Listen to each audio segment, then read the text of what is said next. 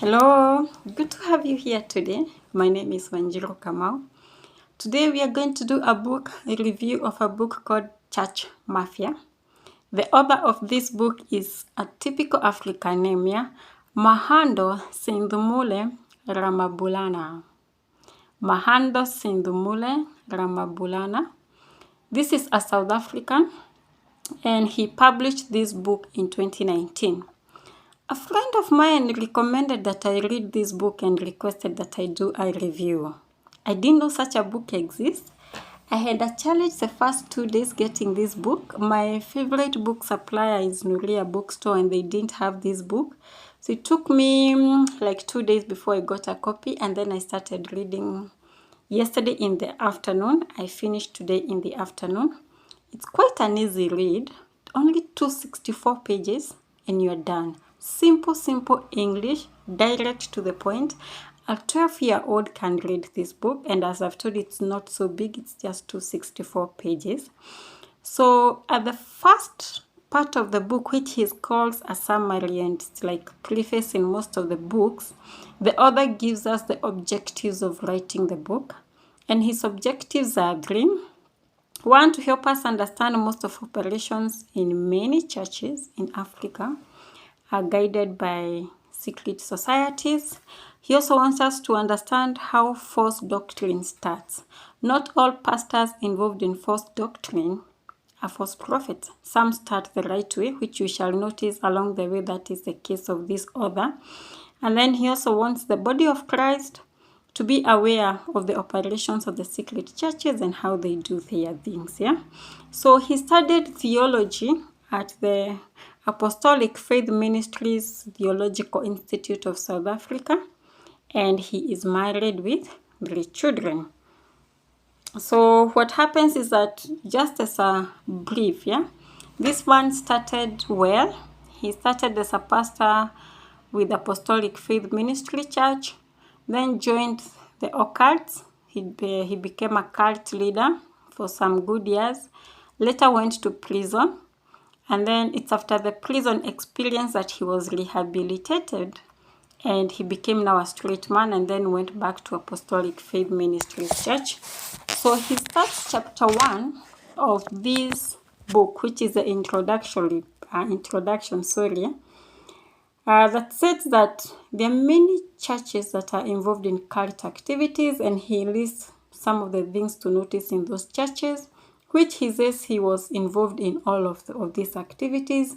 One is selling oil, selling holy water, selling handkerchiefs, and other protection materials, where pastors charge consultation fees, where they provide miracle money. I didn't understand what he means by providing miracle money, but there's some place where he says about fake dollars and fake currencies being used in these churches. They do stage miracles. They do have fake prophecy, or what he's calling microscopic prophecy. Microscopic prophecy is where he's explaining where you go to the church, you give your details because you are a visitor, or when you're logging in, maybe your card details, your ID number, or your phone number. And then now those details are passed over to the pastor in the course of the service, and then he starts calling your name, assessing what kind of problems you'll be go through. Like when you say you have someone in your home with metabolic disease or a lifestyle disease like diabetes, most of the people will have such cases in their homes. So this is what he's calling microscopic prophecy. Yes. So chapter 1 and chapter 2 of the book are dedicated into his life. Chapter 1 into how he grew up at home, and chapter 2 in his spiritual journey. He was born in a family of 3. His parents were pastors, and growing up as a pastor's child means that he was more committed to reading the Bible at home, going to church every day, attending church meetings.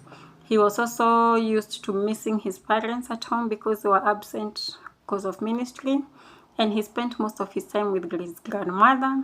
His grandma is my namesake, She is Leah, which is my first name. And he also gives us an idea of how the grandma was involved in some occult at some point. And this exposed this young boy who was less than 12 years of age to such practices, because most of the time he would spend with his grandma. And then now in chapter 3 is when he's introducing us to how he went to Bible school and how they were learning those theological principles, and now life after Bible school. After Bible school, most of the theologians or most of his classmates were, psyched for starting ministries and powerful ministries. And in his campus, they used to call him evangelist. He was not only good with academic work, but he was also very good with fiery gospel. So they knew that his church would be one of the most successful churches. And indeed, he started a church. He planted a church in the city. He says that when he was starting his church, his family came to support him, his friends came to support him, and some of his former classmates were there. And then now in chapter 4, he's introducing us to the frustrations that he experienced when he was churching his church. There were no people to support. Okay, the number of the costs were more than the money that he was getting from the offerings. So he needed to go back to his pocket to pay the rent for the building and all the other expenses that were recurring. And then he introduces us to how he met his friend called Pastor Jeremiah, who was like wondering how such a person who is educated theology, can struggle to manage a church. And now Pastor Jeremiah and other people who are now influencing him never stepped in theology college. And they were laughing at him, and he felt like his big need was, first he needed money, then he needed members for his church. That money was not coming, the members were not growing, so he was feeling frustrated. So many of his classmates were also feeling frustrated, starting churches which were not working. And Pastor Jeremiah promised to take him somewhere where he could get these powers. So chapter 4 now is when he's giving us the details of his trip to Nigeria, where he was taken by Pastor Jeremiah. Pastor Jeremiah is, you read this book, you discover he's a pastor with a very vibrant church in Pretoria, a very successful church that is attended by powerful politicians, the rich in Pretoria. He doesn't have any luck. They have buildings and stuff, yeah? And this is what he wanted. And I think to note is that this pastor didn't inform his wife of what he was doing. So the wife was not aware where the man was going, just said it is a trip that he was making with some other pastors. So he goes to Nigeria, and Nigeria he meets quite a number of people, yeah?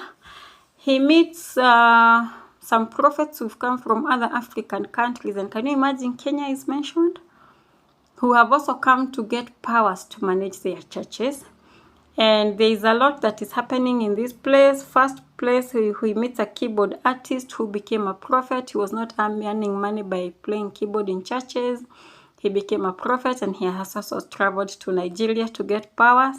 And now he's introduced to a lot of practices. Some of them that I noted down just to mention to you were divination boards, pouring water to the god of thunder, to the god of iron, the god of lightning. There is the altar of the flowing river, where they put sand and they put some part of their blood in a calabash, and then that calabash they throw the contents in the river. Then it's where now he's saying that people, when they introduced into that cult, now the titles changed. They were now calling each other spiritual daughter, spiritual mother, spiritual father, and the others. Then now there was the second part of initiation, which still happened in Nigeria, which involved killing a dog and eating whatever they were eating, parts of the dog in darkness. And because now he was a key person in that cult, now he was at the center, now surrounded by other cult members who were initiating him and supporting him in this. But that was not the end. In chapter 6, he introduces us to his trip to Zimbabwe.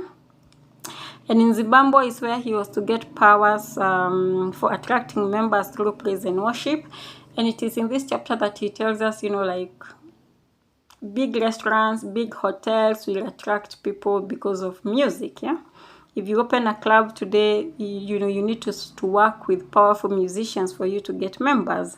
Also, God tells us about the Mozambique shrine, where there are witch doctors, and there he had gone to get power so that he can attract the rich and the famous to his church, so that politicians and all these other people can come to his church.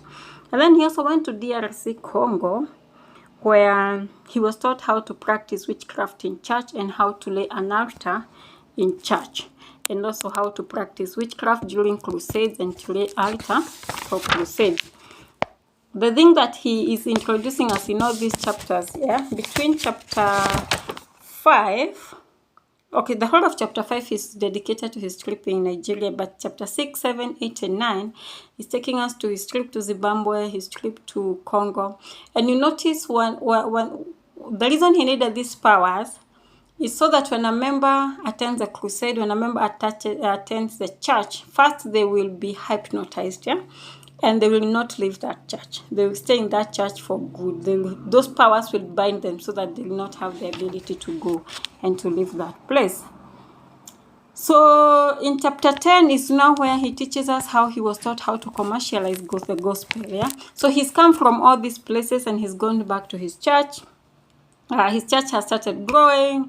People are turning up in large numbers. People are giving. He started to get in the results that he knows, that he expected. And then Pastor Jeremiah comes again. You remember we said Pastor Jeremiah is the one who took him to Nigeria. And he teaches him how to commercialize the gospel. He tells him, I captured this statement because I wanted to read for you. He says that church is no longer a community upliftment initiative. The days where the church was for communities are gone. Church is nowadays a mini shopping center where pastors will sell holy oil, holy water, holy handkerchiefs.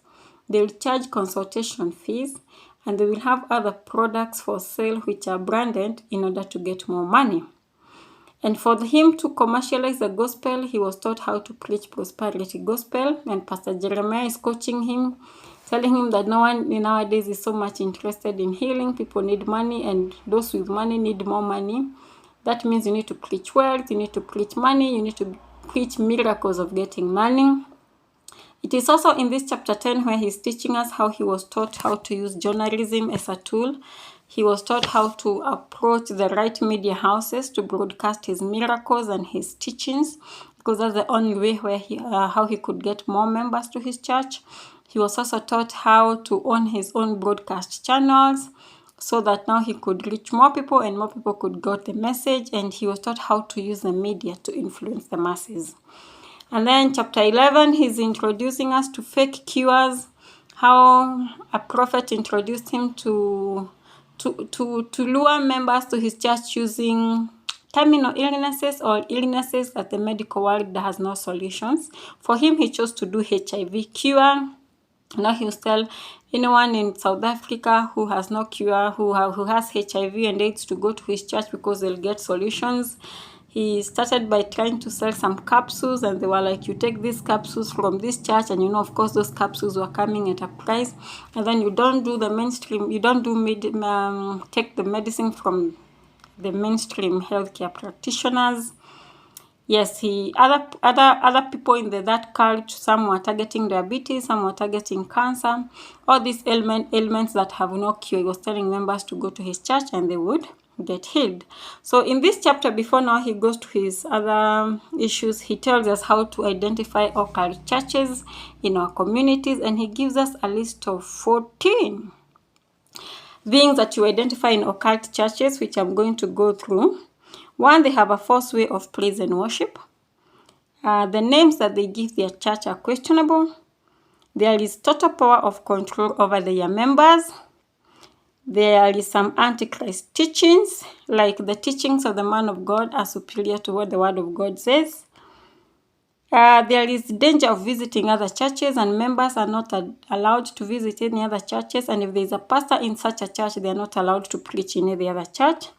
There is a danger of exiting the church. If a member tries to exit that church, there are all sorts of curses and all sorts of words that are spoken against them.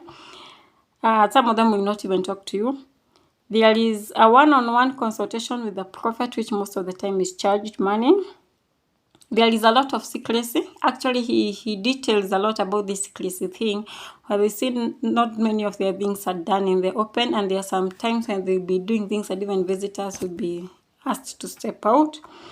And if they're broadcasting their programs live, there are sections that they will not show in public.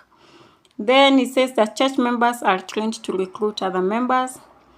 There are some occult rings. Some will be identified with some special rings or maybe some special clothes that are only worn by members of that church. And then there's, of course, the sale of white handkerchiefs, some holy water, some holy oil. And then if there is a place you go and there's bringing of your clothes to your pastors, your photos or your documents, that's an occult. Then they preach a lot of materialism, and that is the center of their gospel. And then they also have the third eye gospel. The third eye gospel is where they are saying that there is a special stuff for you to succeed. There is a third eye for you to succeed, or there are some eyes that are prohibiting your success, apart from, the normal things that we know. In chapter 13 is where now he tells us about how he is arrested by the police. And he's arrested at 4 a.m. when he had already started booking meetings with his members. His services were running from 4 a.m. up to 8 p.m. every day of the week, apart from Saturdays when they were starting from 9 up to 6. It was a full day of activity, and he used to charge for consultations. And he was taken in as a suspect for mutilation in the community. He was taken by the police. The prosecutor presented the case, and he was accused, and he went to prison. So he served his sentence, and during the time that he served his sentence, most members of his church left the church and went to other churches, the pastors who took over the operations of his church. But now his transformation comes when he leaves the church. He goes to a rehabilitation center. He's so grateful that his wife did not leave him. Even when she had a reason to leave, his wife did not give up on him. And then this man goes into a depression, Then he decides to change his environment and goes to Limpopo, where his parents live. His parents shower him with a lot of love. They help him in the recovery process. They get to let him know that they love him and they appreciate him. Then it takes a short time, 18 months, and then the man goes back. It starts preaching, but now he's preaching the right gospel. He goes to the Apostolic Faith Church. He asks for forgiveness because he deviated. They took him to theology school. They trained him the right theology, but he deviated. They take him back. And at the end of the book, he says now that he's focusing on preaching the true gospel of repentance, the gospel of restoration, and the gospel of peace. He's not into occult practices. He's not into getting more money, getting more members, and such kind of things. Those are things that he did, and he has stopped doing them, and he'll never do them again. It's a good book. It's a good read. You'll be triggered a bit knowing what's happening in Kenya at the moment. You will read this book and you'll see some pastors that you've been seeing on media. And you will wonder why people do that. You will also start questioning yourself, asking yourself questions as to why some of these things, happen, if you've ever done them and stuff. And it's an easy book. It's an easy read. It's a nice book. It exposes you a lot, and it helps you, if you're a Christian, to have that ability to question your pastor and to know the way things are done. Yeah. So I would encourage you to get the book if the review interests you. Leave your comment. Let me know what you think about it. And just share it with, someone in occult practices. Share this review with you, maybe to open their minds and they get to look for the book to be informed. Have a good one.